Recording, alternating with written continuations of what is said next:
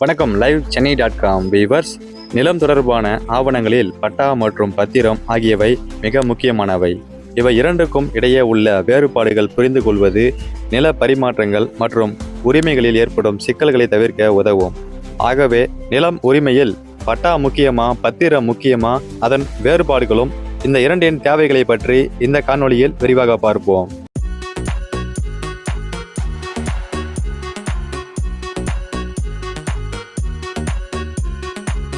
முதலில் பட்டா என்றால் என்ன என்பதை பற்றி பார்க்கலாம். பட்டா என்பது ஒரு குறிப்பிட்ட நிலத்தின் உரிமையாளர் யார் என்பதை குறிக்கும் ஒரு அரசு ஆவணம். இது வருவாய் துறையால், ரெவென்யூ டிபார்ட்மெண்ட் துறையால் வழங்கப்படும் ஒரு பதிவு. இது நிலம் யாருடைய பெயரில் உள்ளது, அதன் பரப்பு என்ன, சர்வே எண் என்ன போன்ற விவரங்கள் இந்த பட்டாவில் இருக்கும். நிலத்தின் மீதான வரி செலுத்தவும் அரசின் நலத்திட்டங்கள் பெறவும் பட்டா அவசியமாக தேவைப்படுகிறது. இப்பொழுது பத்திரம் என்றால் என்ன என்பதை பற்றி பார்க்கலாம்.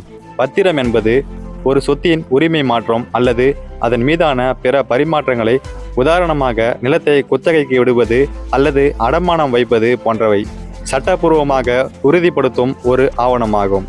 இது பத்திர பதிவு முறை ரெஜிஸ்ட்ரேஷன் டிபார்ட்மெண்ட் அலுவலகத்தினால் பதிவு செய்யப்படும்.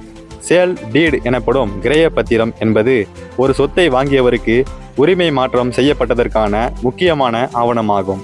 இப்பொழுது பட்டா மற்றும் பத்திரத்திற்கு இடையிலான முக்கியமான வேறுபாடுகளை பற்றி பார்க்கலாம். பட்டா ஒரு நிலத்தின் உரிமையாளரை அரசு அங்கீகரிக்கும் ஒரு பதிவு. அதேபோல பத்திரம் ஒரு சொத்தின் உரிமை மாற்றத்தை சட்டப்பூர்வமாக ஆவணப்படுத்துகிறது.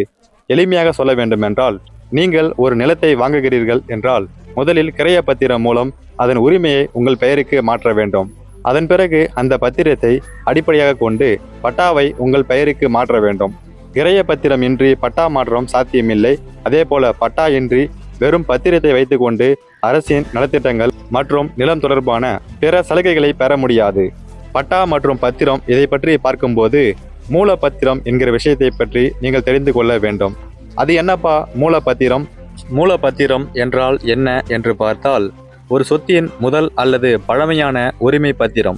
ஒரு சொத்தின் உரிமை வரலாறு, அதாவது அதன் ஆரம்ப காலம் முதல் நடந்த அனைத்து உரிமை மாற்றங்கள் மற்றும் பரிமாற்றங்கள் பற்றிய விவரங்களை மூலப்பத்திரம் கொண்டிருக்கும்.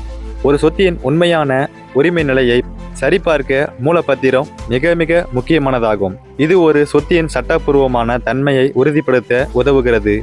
ஒரு சொத்தை வாங்கும் பொழுது அதன் மூலப்பத்திரத்தை பரிசீலிப்பது எதிர்கால சிக்கல்களை தவிர்க்க உதவும்.